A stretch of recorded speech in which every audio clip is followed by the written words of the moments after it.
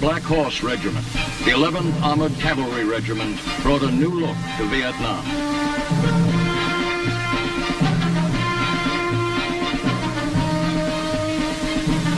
The natural barriers and unfriendly terrain in Vietnam make it tough for today's modern machines of war.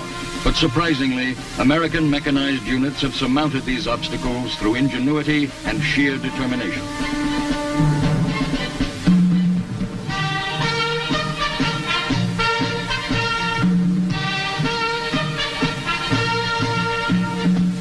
And it takes determination, especially when you can't see what's ahead, even 10 feet away. A jungle might seem like a strange place for armored vehicles that can cover hundreds of miles per day in open country.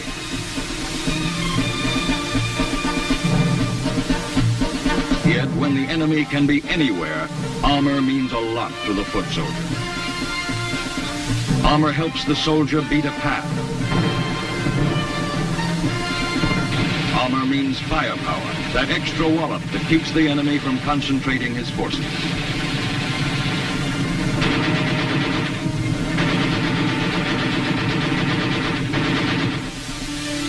Today's mechanized cavalry means mobility and speed, a prime requirement of modern warfare.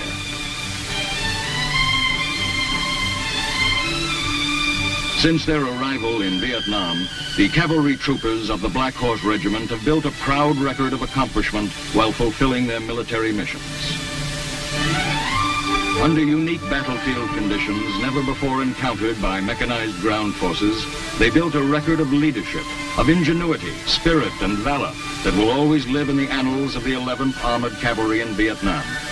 New ways to do old jobs had to be found, and these men were equal to the task.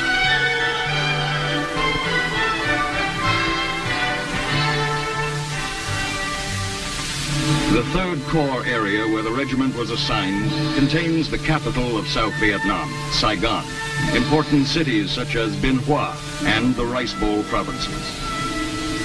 It also included strategic areas such as the Elephant's Ear and the trackless jungles of the Cambodian border. As an independent force in this vital area, the 11th Armored Cavalry gave needed support to elements of U.S. and Allied forces.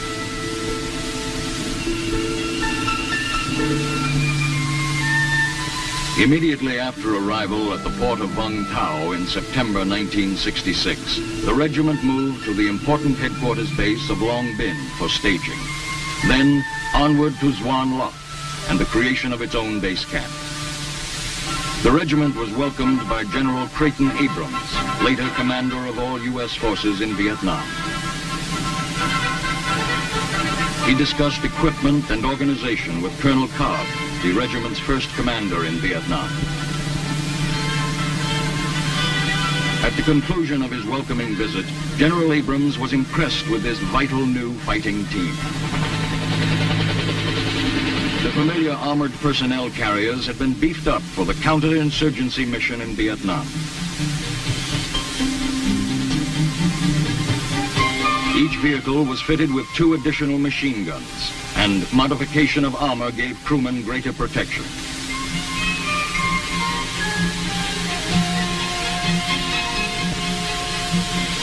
The crew of 5 men included the vehicle commander, driver, grenadier, and gunners. The result was the Armored Cav Assault Vehicle, or ACAV, the key vehicle of the new light armored platoons. After it had been proved in combat, the ACAV was soon employed in other units throughout Vietnam.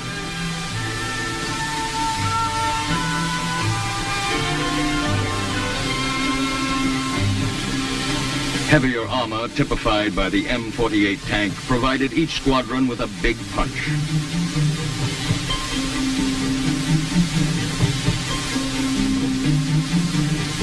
The newest armored vehicle with the 11th is the Sheridan.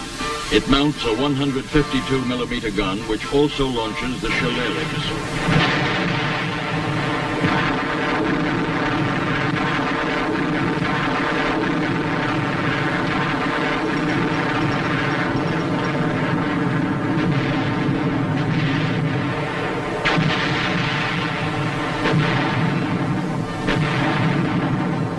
Self-propelled artillery was also part of the squadrons and was assigned to individual units in whatever mix the commander required. In the days ahead, artillery support would prove to be a valuable asset. At first, the 11th Armored Cavalry Regiment was equipped with self-propelled 105mm howitzers. Later, these were to be replaced by 155mm howitzers, which have greater range.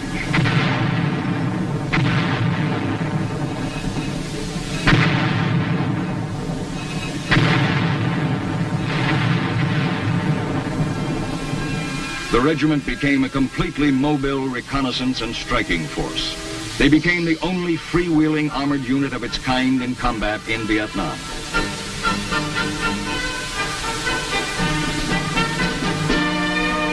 Within its squadrons were custom vehicles and special purpose weapons, such as heavy mortars capable of devastating fire, and highly trained mobile advisory scouts. A Thunder Horse troop of air cavalry. Within 3 weeks of arrival, units of the 11th had met the enemy, beginning with a fight for the regiment's line of communication. The Viet Cong had plenty of warning as the long lines of armor rolled down the roads and into the northern sector of the core area. Friendly observers reported the enemy was rising to the bait, preparing ambushes. In Operation Atlanta, the men of the 11th routed the ambushes with overwhelming firepower, taking a heavy toll in enemy dead and captured.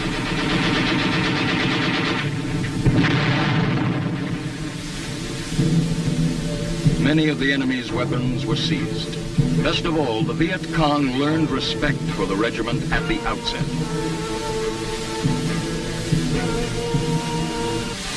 And the people of Long Con province were free again. This initial success made the task easier. As the Black Horse base camp began to grow, its resupply and security gained importance. Headquarters became a hub of activity.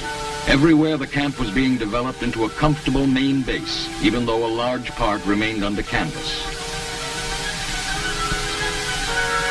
Communications were an important reason for the camp's existence. Powerful electronics equipment at the Tactical Operations Center allowed full communications with higher headquarters at Long Binh, and with field units which had mobile armored command posts. When in position, these field units were made secure against enemy night raids. Concertina wire encircled the area. During daylight hours, these forward outposts were busy centers of planning and direction. In all, this communications network proved an outstanding support for the troopers in the field. Fanning out from the base, armored convoys patrolled the area and protected vital supply lines as they kept the roads open. Often an armored patrol guarded an important junction or other strategic point. After long hours of patrolling far from their base, men and vehicles would pull off the road to rest. During these short periods of respite, however, the alert troopers never wandered very far from their vehicles. Purely and simply, this was enemy country. For days at a time, they were on duty 24 hours a day.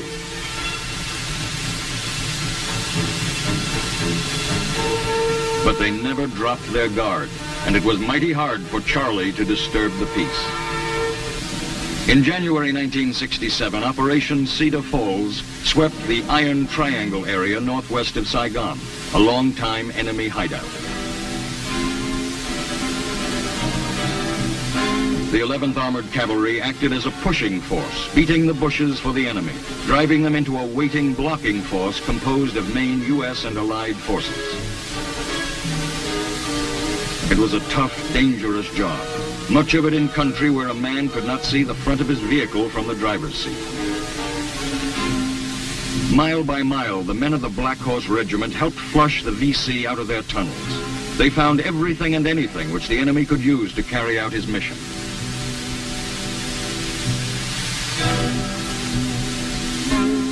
No road was safe from VC booby traps. Here, a hole to trap our vehicles with a path left for the enemy to use. The answer to this one, beat a new path and move on. The operation was an unqualified success. Documents captured from the enemy attested to the hardships they had suffered as the armored units closed in. Then came the Rice Bowl country. In the Vung Tau region, the men of the Black Horse helped keep the fields and the roads free, so the crop would be safe from seizure by the Viet Cong. Also, the presence of armored units kept the peace and kept the enemy from intimidating the villages.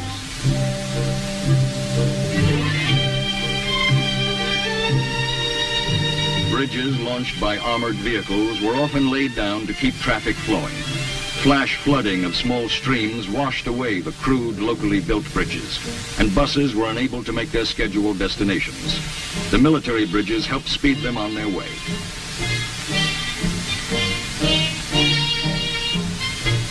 The prime purpose of road and highway upkeep, however, was to keep the region open for the fluent movement of military convoys.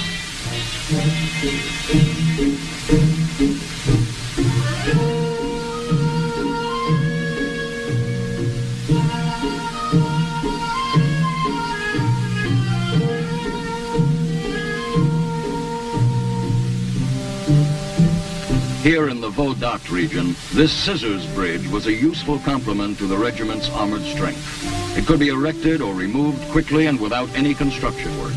In addition to aiding military vehicular traffic, these portable bridges opened newer and shorter routes to nearby marketplaces for the villagers and farmers of the area. As the need presented itself, these scissors bridges were moved from one locale to another with ease and speed.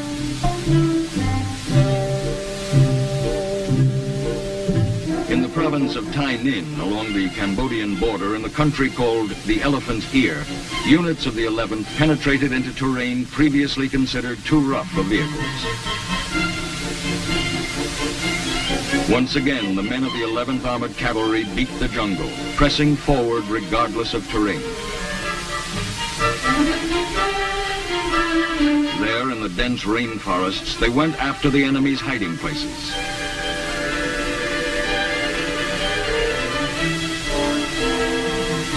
And the enemy was there.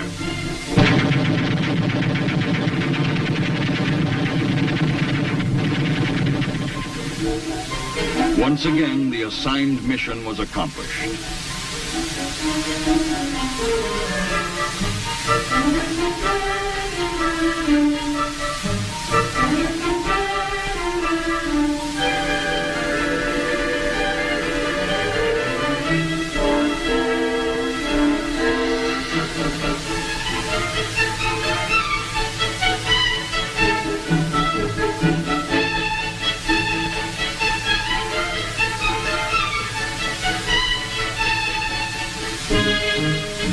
In Operation Junction City, a sweep through Tai Ninh and War Zone C during July 1967, roam plows cleared the jungle along the roadsides. Military convoys and the South Vietnamese people could use the roads in greater safety.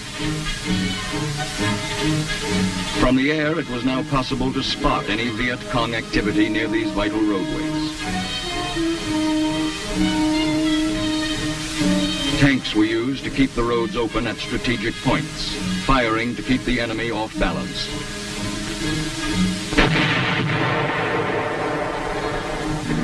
During the operation, command and control were maintained through the airborne units, making it easier for field commanders to visit various units often.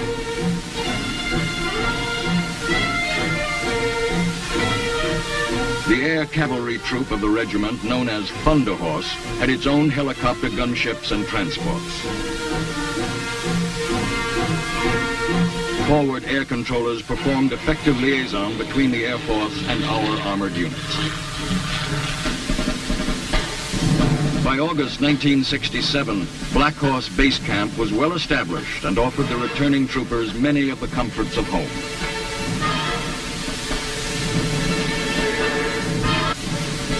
The return to action comes all too soon.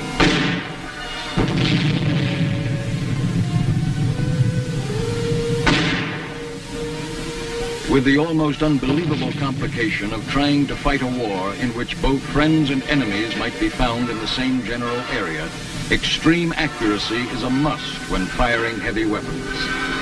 Special weapons like this 4.2-inch mortar mounted in carriers provide additional fire support to the squadrons.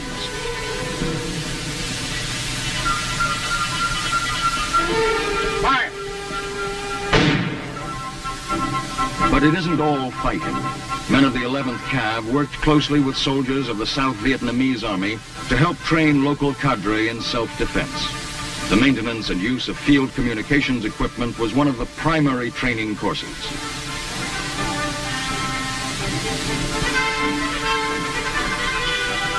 Other instruction included weapons, such as the carbine.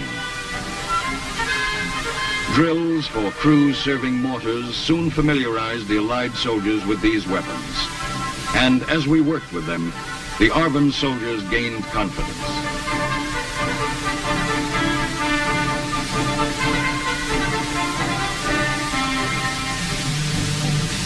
It was now late fall of 1967. As the war continued and operations expanded, the safety of convoys became a continuing responsibility. A young security officer of the 3rd Squadron makes sure his men understand their orders and special road instructions. Then the long haul over dirt roads begins. Enemy hijackers waiting to seize this valuable convoy of supplies will call it off when they see the armored units. The Medical Civilian Assistance Program was also guarded against surprise by the 11th Cav, while hundreds of people who had no other medical care were treated. Here, the doctors and medical staff were enabled to care for young and old alike without fear of being interrupted in their work.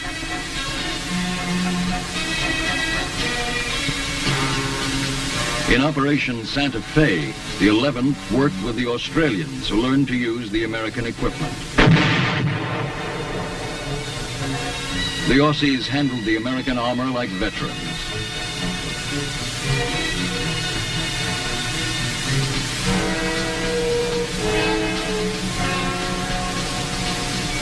During Operation Santa Fe in Xuan Loc province, the Aussies conducted a large sweeping operation, driving the enemy forces into the waiting trap set up by the armored units of the Black Horse Regiment. The operation went off with clock-like precision as the Australians pressed the enemy back.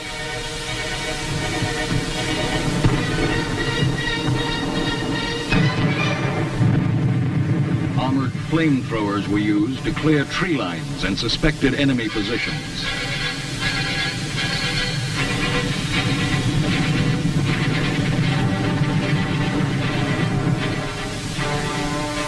Then came the Vietnamese New Year, Tet.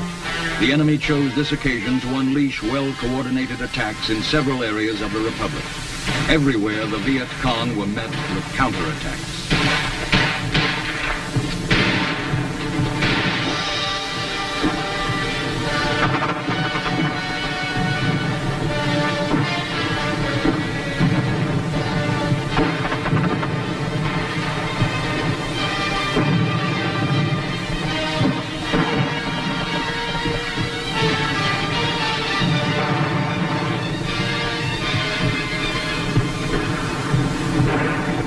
Striking treacherously where least expected, the Viet Cong brought the war to the cities of South Vietnam. Gunfire roared in the streets and panic spread throughout the population.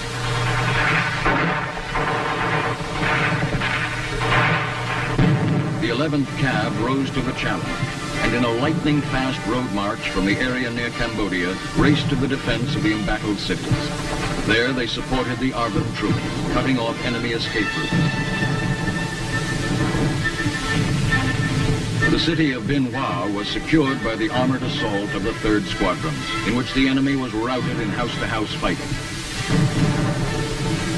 The 11th was also sent to the defense of the capital, Saigon.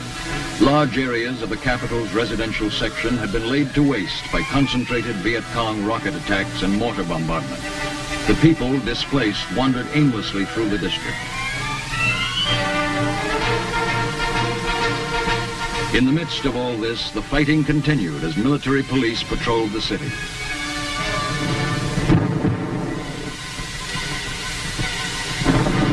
day and night, in the alleys and in the streets, the relentless hunt for Charlie carried the armored cavalrymen into every nook and cranny of the capital. The enemy was forced to give ground with appalling losses.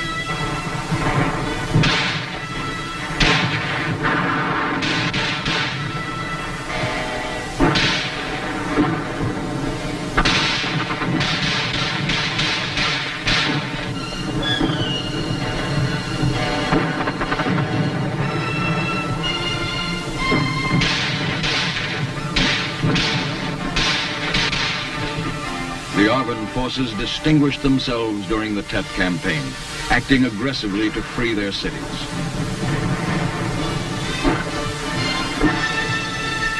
Wherever they went, they were solidly backed by armor, often that of the 11th Armored Cavalry or their own armor.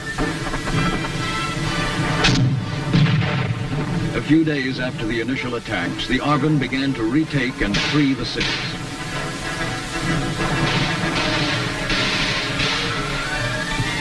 Soon it became evident that communications had been secured. The bridges remained open. Once again, traffic began to flow with armored vehicles everywhere.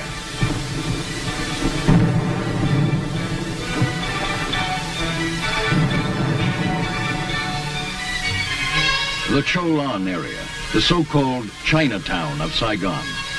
Here, after the first victories at Binh and Saigon, the 11th Cav stayed in the thick of the fight. Troopers of the Black Horse moved methodically from block to block, probing into every building along the way. Finally, it became apparent the Viet Cong had left the area, and there would be no more battles in the streets.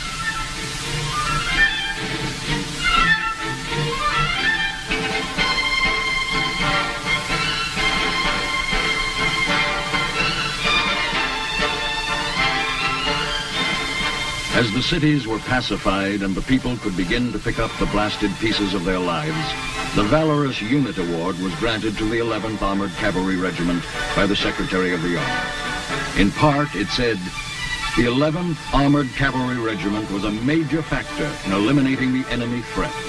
The men of the regiment displayed extraordinary heroism and devotion to duty, which are in keeping with the highest traditions of the military service. And so the tide of Tet was quickly turned from threat to opportunity as the Allied forces launched crushing blows against the enemy in the 3rd Corps area. Wherever Viet Cong underground fortifications were discovered, they were blown sky high.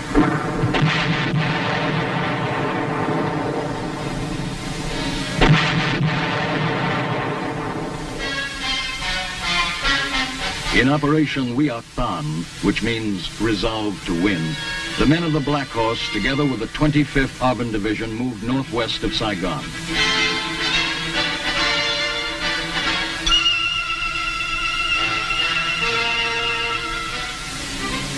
The Arvin troops, with confidence, went in after the enemy. Here the tanks and ACAVs maneuvered like cavalry, and did so for 41 straight days, supporting the Arvin troops wherever they went.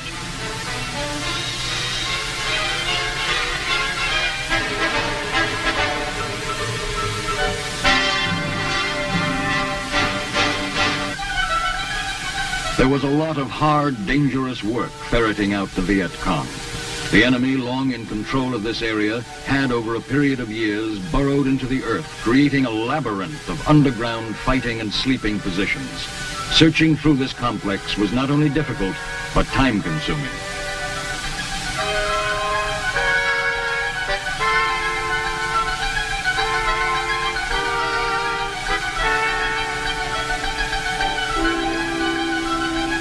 In every way, the Black Horse Regiment had earned its spurs.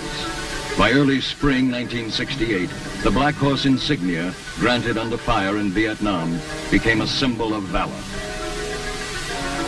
Searching for communist mines was an unpleasant task.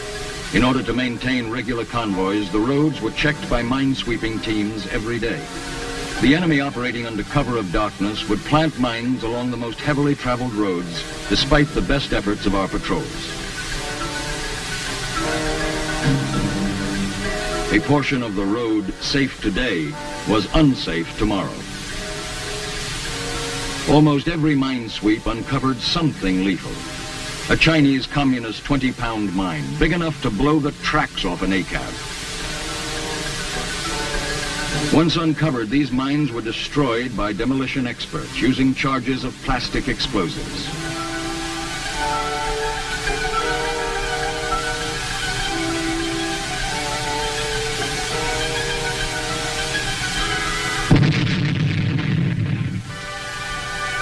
For these men, this is the daily war, the no-headline war of nerve-wracking uncertainty, of constant plodding and searching where every footstep may lead to injury or death. This is modern mine warfare, brought to new dimensions by a cunning enemy.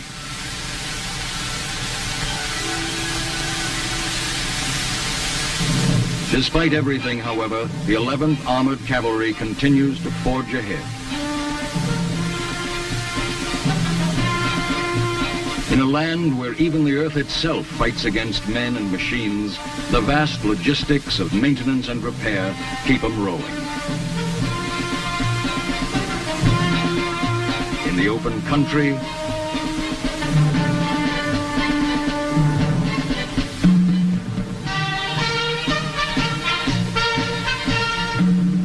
through the jungles,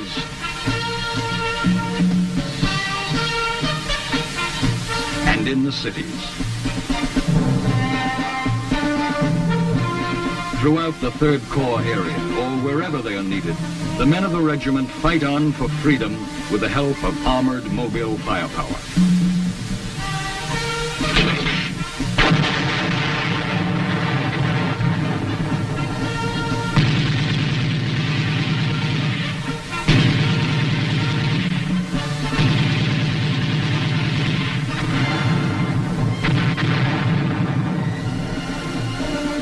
These are the men who proudly wear the insignia of the 11th Armored Cavalry Regiment in Vietnam.